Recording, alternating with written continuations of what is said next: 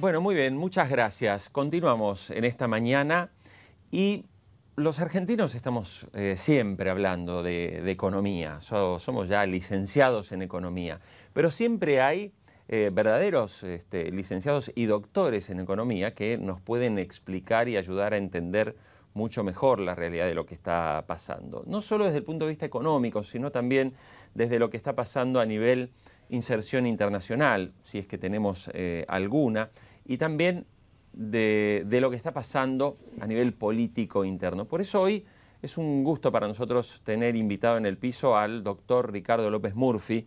El doctor López Murphy, un economista, fue ex ministro de Economía, fue candidato presidencial, es uno de los economistas argentinos más respetados a nivel internacional. Es un hombre que viaja permanentemente, acaba de estar en Europa dando y dictando conferencias en foros de altísimo nivel. Doctor López Murphy, ¿cómo le va? Gracias por estar. Un gusto de estar con ustedes. Bueno, doctor, ¿a los argentinos nos encanta la inflación? Hemos tenido una larga historia con eso. Normalmente todos la asociamos a las experiencias luego de la Segunda Guerra Mundial. Recuerde usted, entre 1945 y 1974 tuvimos inflaciones en promedio de 30% anual, 29% anual. Después del 75 con Rodrigazo hasta, yo diría, el 88 tuvimos mega inflaciones, o sea, inflaciones de 3 dígitos, de los cuales el primero no era la unidad, y después tuvimos 2 hiperinflaciones. O sea, una forma simple de verlo es que entre 1970 y 1991 le quitamos 13 ceros a la moneda. Cada cero es 1000% de devaluación. Digo, para tener una idea de lo que ha sido. Yo creo que ha habido, por la élite política argentina, es decir, los que toman decisiones, los que construyen las narrativas y las explicaciones, una gran afección a la inflación. O sea, se sienten cómodos con la inflación. Es decir, creen que la inflación borra los errores. Pero lo curioso es que, por un lado, los argentinos nos quejamos del aumento en los precios en los supermercados, digo, el kilo de tomates, el pan, etcétera, pero después los mismos generadores de la inflación ganan las elecciones. Sí, verdad, es patológico eso, pero a ver, ¿por qué usted tiene inflación? Vamos a partir de esa base. Usted tiene inflación porque usted no logra cubrir genuinamente el gasto fiscal. Entonces, como usted no logra cubrir genuinamente el gasto fiscal, ¿qué hace para cubrirlo? Incrementa la cantidad de dinero. Y ese incremento en la cantidad de dinero lo que genera una alza en los precios para volver al punto original. No. Ahora, la inflación es sobre todo un impuesto, o sea, por eso puede financiar el gasto. Y ese impuesto es un impuesto que cae sobre los sectores más débiles de la sociedad. A ver cómo lo puedo explicar de una manera muy simple. Los sectores más altos de ingresos no tienen pesos, o tienen de su patrimonio una fracción muy pequeña. Para que cobre una quincena, los pesos que tiene son la parte central del patrimonio, y la inflación es un impuesto patrimonial. Entonces le pega más duro a los más pobres. Eso es un tema que está fuera de discusión en el mundo. Acá uno lo puede discutir, pero seriamente entendido, es un impuesto muy duro con los sectores más bajos de la sociedad. Por eso en todas las sociedades, como una forma de progreso social, se procura tener estabilidad. La estabilidad es un instrumento muy grande de reducción de la desigualdad. Y es por eso que todo el mundo, sobre todo los países que son más igualitarios, le prestan tanta atención a este tema. Ricardo, ¿se hizo algo bueno en materia económica en la década ganada del kirchnerismo? Bueno, yo creo que una cosa que fue muy bien hecha, y fue hecha al principio, fue eliminar las monedas de fantasía. ¿Usted se acuerda que hubo un momento que teníamos como 20 monedas? Sí. O sea, había monedas emitidas por cada gobierno, había hasta municipios que emitían monedas. Yo creo que eso nos llevaba a la descomposición, digamos, a un proceso de de fragmentación política, social e institucional muy grave. Entonces yo creo que esa lectura de que eso no podía ser y que eso había que acabarlo fue muy importante. Ese fue un paso, yo diría, constructivo. Segundo, yo diría que en los primeros años hubo un énfasis que desgraciadamente se perdió sobre la importancia de tener equilibrio fiscal o superávit, sobre la importancia de tener un tipo de cambio competitivo, o sea, hacer Argentina confiable en materia fiscal y confiable en materia externa. Ambas cosas se han perdido, pero en su momento crearon, yo diría, una cierta fortaleza que ayudó mucho en la recuperación. Todo eso se perdió. Usted hoy no hay ni superávit externo ni hay superávit fiscal. Al contrario, en ambos casos hay déficits muy marcados que han llevado a tipos de cambio paralelo extraordinariamente elevados, que han llevado al cepo, que han llevado a todas esas distorsiones que tiene nuestra economía, que es en el fondo una gran falta de racionalidad. Fíjese que nuestra economía tenga problemas en la industria de la carne es inexplicable. Que escasee el trigo en la Argentina es inexplicable. Y que tengamos la crisis energética que tenemos con las reservas algunas de las reservas más grandes del mundo también es inexplicable. Por eso digo, las políticas han sido muy mal diseñadas, probablemente con una gran miopía, o sea, tratando. Es decir, la solución de hoy era el problema de mañana, y el problema de mañana era infinitamente más grande que la solución que se proveía en el presente. Ese yo creo que fue el rasgo más populista y equivocado de todas estas cosas que se hicieron, que tienen un costo muy grande, porque hay una oportunidad perdida muy grande para la Argentina. Doctor López Murphy, los economistas suelen analizar muy bien lo ocurrido, ¿no? Y la pregunta va, bueno, ¿cuáles son las perspectivas argentinas en el actual contexto? Supongamos que la Presidente, después de su recuperación, sale cambiada, como algunos quieren especular, ¿no? Bueno, va a tener que trabajar menos. Bien, entonces, ¿qué debe hacer la Argentina? ¿Cómo volvemos a una normalidad sin cepo cambiario? ¿Cómo volvemos a una normalidad de no ver que los precios del consumo diario, semanal, suben a tasas de 25, 30 y en algunos casos 40% anual? Sí. Hay cosas que se van a poder resolver relativamente rápido, si se quiere. Hay otras que van a ser más traumáticas. O sea, yo creo que todo el sesgo de la política que se ha armado es muy inflacionario. Entonces yo diría, resolver eso va a llevar un proceso de tiempo, ¿no? No se va a poder hacer inmediatamente. Resolverlo del cepo sí se puede hacer rápidamente, y yo creo que sí se puede recuperar la capacidad productiva rápidamente en la industria frigorífica, en la cadena de valor del trigo, en la cadena de valor de la leche, que son cadenas de valor inmensas. Se lo puede hacer en la cadena de valor del pescado. O sea, hay muchas, todas las economías transpampeanas, en la fruta, en la vitivinicultura. Ahí tenemos oportunidades magníficas que se le ha hecho mucho daño, pero eso se puede recuperar. No digo va a ser inmediato, pero se puede recuperar. Yo diría, yo no soy pesimista sobre la Argentina, no por nuestros errores, porque hemos hecho todas las macanas que podíamos. Yo no soy pesimista porque yo digo, el mundo sigue siendo muy favorable. O sea, yo veo a China y al sur de Asia creciendo mucho. Esos países son muy complementarios de nosotros, necesitan nuestros recursos naturales. Veo, y sobre todo después del nombramiento de Janet Yellen en la presidencia de la Reserva Federal, yo veo unas políticas monetarias a nivel mundial muy permisivas. En consecuencia, no veo problemas para el precio de las commodities. Ahora, si usted tiene las commodities en orden, los países que son complementarios a nosotros creciendo mucho, si estas dos cosas ocurren, Brasil va a estar, no digo holgado, pero no va a estar tan apretado como estaba. Las circunstancias para Argentina son muy buenas. Entonces, ordenada la Argentina con políticas racionales, me parece que tendríamos una recuperación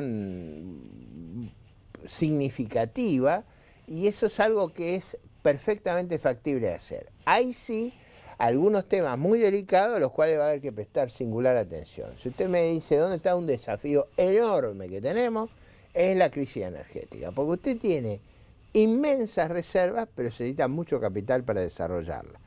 Bajo las reglas de juego que hemos tenido, eso es imposible. Y la crisis energética va a actuar como un gigantesco cinturón. ¿Vio con las personas muy gordas que le ponen cinturón gástrico? Nosotros vamos a tener un cinturón gástrico con la crisis energética si no reaccionamos a tiempo. Cosa que afortunadamente el ingeniero Galuccio ha reconocido. O sea, ¿se acuerda cuando negaban que no había crisis energética? Ahora Galuccio dijo, tenemos una y es muy grave. Se terminó la discusión, ahora no se discute más. Hay una crisis energética muy grave, como hay una inflación muy grave, ya sea porque lo reconoció Insaurralde. Pero digo, ha empezado un proceso de reconocimiento que una de las cosas que usted ve es que han empezado a evaluar mucho más rápido. Que eso también había que corregir porque había un gran retraso cambiario. Ahora, la gente le tiene también miedo a la devaluación. Bueno, es que es con justa razón, o sea, la gente lo que ha visto y ha vivido un clima de fantasía, y si se pudiera querría seguir en el clima de fantasía. Ahora yo digo, vivir en la fantasía tiene un costo inmenso, que es que usted acumula correcciones postergadas. Entonces, no es sano vivir, la fantasía es como un infantilismo. Usted no tiene fantasías hoy, las tenía en su infancia. Entonces, si la población tiene madurez, sabe que el infantilismo de vivir de fantasía es peligroso. Y en ese sentido, a mí me parece que a medida que seguimos retrasando el tipo de cambio, con el cepo, estamos retrasando la recuperación de la base productiva argentina. Y sin producción, sin creación de riqueza, es muy difícil mantener niveles de consumo y de vida razonables. Doctor López Murphy, usted recién decía que no es tan complicado salir del cepo. Absolutamente. Sin embargo, cuando uno le pregunta a muchos economistas, y bueno, y el propio gobierno no quiere ni oír hablar, ¿cuál es el camino? O sea, ¿cuál es la puerta de salida del cepo para normalizar eso? O sea, ¿qué es lo que hay que hacer? Bueno, primero reconocer el problema que el cepo causa. Para mí es un problema inmenso. ¿Qué es problema causa del cepo? Yo se lo voy a contar con dos casos que para mí podría hacerle una larga cadena de ilustración, pero le voy a contar dos casos que a mí me parecen extraordinariamente graves. Por ejemplo, Argentina era un país superavitario en turismo. O sea, venían muchos más turistas de los que salían. Hemos pasado de un superávit de $1.000 millones a un déficit de $8.500 millones. O sea, lanzamos a los argentinos a consumir al resto del mundo e impedimos que vengan los extranjeros a consumir acá. Con una consecuencia terrible. Cuando vienen acá se genera mucho empleo, mucho impuesto. O sea, empleo e impuestos. No olvide lo de los impuestos porque nosotros tenemos casi 9 millones de jubilados, tenemos muchos empleados públicos y tenemos muchos planes sociales. Más allá de que a uno le guste o no, sí, para pagarlo hay que generar impuestos. Entonces, si usted trae turistas para acá, en lugar de mandar turistas para allá, usted genera mucha recaudación, mucho empleo, mucha actividad económica. Déjeme el segundo detalle. Cuando usted tiene un tipo de cambio artificial, usted produce el increíble fenómeno que una de las compañías más grandes del mundo, que venía a invertir 10, 12 mil millones de dólares acá en la Argentina, se haya retirado. Vale del Río 12. Entonces, usted frustra un proyecto que a lo mejor generaba 15, 20 mil puestos de trabajo. ¿Usted qué hace? Que las compañías argentinas se desesperen en pagar sus deudas y no renuevan las deudas. Entonces, ¿cuál es la suma de todo esto? Que hemos perdido este año, yo calculo, 11.000 millones de dólares de reserva. Habíamos perdido 10.000 antes. O sea, vamos el año que viene vamos a perder 10, 11. Si abandonamos la locura. Si no abandonamos la locura es un número extravagante. No nos quedan reservas para seguir haciendo locura. Entonces yo creo que hay que terminar con eso. Terminar con eso implica un acto de sinceridad, que es decir, bueno, la verdad es que hemos perdido reserva a un ritmo que no lo podemos aguantar, vivimos una situación artificial, hay que reconocer la realidad. no es fácil reconocer la realidad. Dígame a mí que me tocó en algún célebre discurso explicarle al país los problemas que teníamos. Claro. Yo creo que va a haber que reconocer en algún momento que la pérdida de reservas sistemáticas, la crisis del turismo, la crisis de las economías extrapampeanas, la crisis de las exportaciones vitivinícolas, la crisis de las exportaciones industriales ha llegado a un punto que es imposible de seguir sosteniéndolo y usted tendrá que salir. Probablemente lo tenga que hacer como se hizo en el gobierno del presidente Lanusse. Usted es muy joven, no se acuerda, pero eso a principios del año 71 tuvimos una crisis muy complicada de reservas. Entonces se hizo una devaluación menor en el mercado comercial, se pasó de 4 a 5, digamos un 20-25%, y el otro se pasó de 4 a 10. O sea, había un tipo de cambio financiero y turístico. Y yo me acuerdo muy bien, yo era estudiante de Ciencia Económica, año 71, el único estudiante. Mi mamá trabajaba, era jefa de pasaje de funcionaria de Bar y Cruzeiro, y ella tenía pasajes que le daban gratuitamente. El único que fue a Europa, de todos los estudiantes de Ciencia Económica ese año en la Universidad de La Plata, fui yo. No se podía viajar. Ahora, sí había una explosión turística en la Argentina. Y le cuento ese caso porque me parece muy ilustrativo. Yo creo que habría una corriente de inversiones muy significativa, sobre todo para explorar las cuestiones energéticas. Eso que a Galucio le cuesta tanto, si hiciéramos el doble, ahí se le arregla el problema. Doctor López Murphy, y en el actual gobierno hay un hombre que es el responsable de la economía, que se llama Guillermo Moreno. ¿Usted cree que con Guillermo Moreno del gobierno se puede avanzar hacia un modelo? Bueno, yo creo que los controles de precio han fracasado a lo largo de 4000 años y con personas que hacían... Imagínense lo que era el control de precio en régimen nazi con Goering o Diocleciano. O sea, había el predador Diocleciano. Eran brutalidades las que se hacía y los precios igual seguían subiendo. Yo creo que los controles y esa forma de intervenir en la economía es profundamente negativa para el largo plazo y genera una, si usted quiere, una pérdida de optimismo sobre el dinamismo de la economía muy serio. Me imagino que eso han sido remedios, si usted quiere, caseros para tratar de atajar consecuencias que no se querían mostrar. Como si usted pone una bola de billar debajo de un mantel en una mesa grande, la aprieta en un lado, le aparece la bola en otro y está todo el tiempo corriendo detrás del agua. Hay que terminar con eso.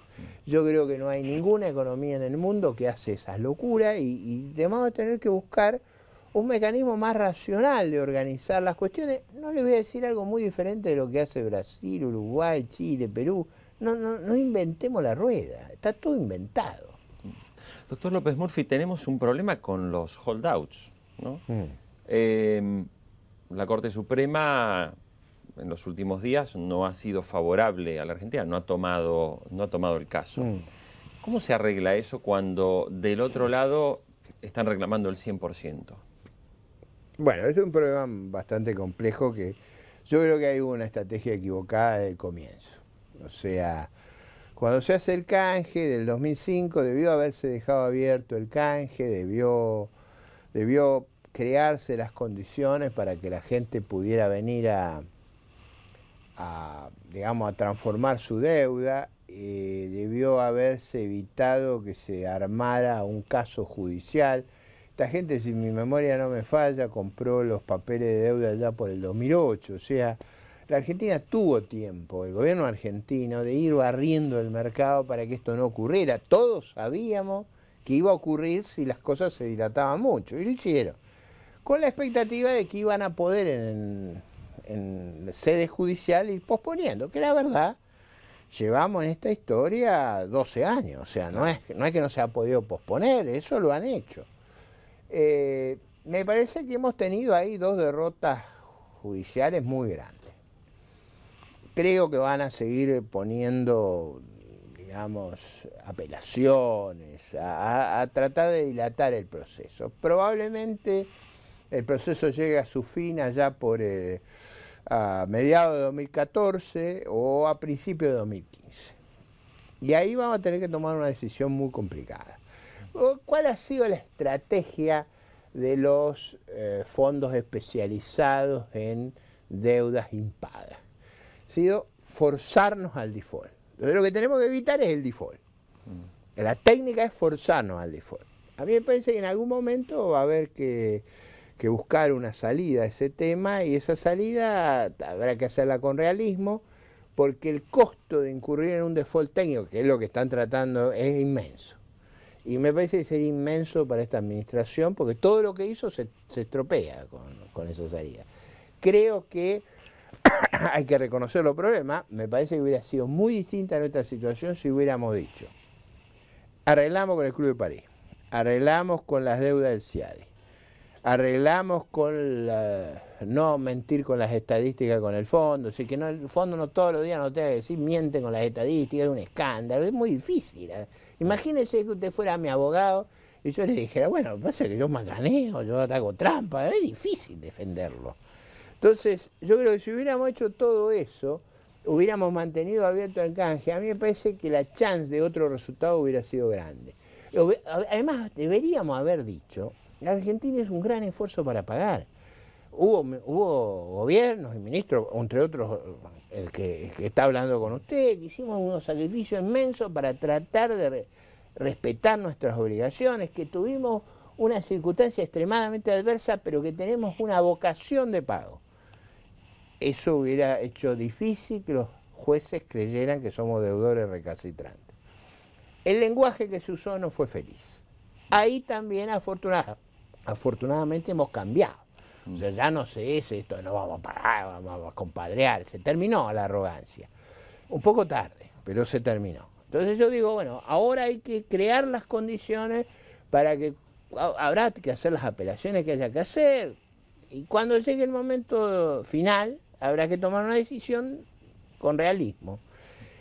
Es muy posible que un diálogo inteligente con esos fondos permita encontrar un mecanismo de pago a largo plazo razonable. Obviamente no estamos en la situación que estábamos en el 2008. Hemos perdido muchas batallas judiciales. Eso no es gratis. Claro. Pero, o sea, habría que ver si están dispuestos a aceptar, aunque sea una quita que ya no va a ser bueno, del 70%. Usted, digamos, usted les permitió a ellos acumular un respaldo jurídico inmenso y ponerlo a usted en una situación límite. La fuerza que usted tenía para negociar hace 5 años, o si usted hubiera hecho todo razonablemente, era mucho más grande que la que tiene ahora. Que hoy tiene que reconocer el problema que usted está en desventaja, ¿no? Claro. Ha perdido feo 2 fallos judiciales, en primera instancia y en segunda instancia. Doctor Ricardo López Murphy, queremos agradecerle la visita a Infobae TV. Muchas gracias. Será hasta cualquier momento. Enseguida volvemos.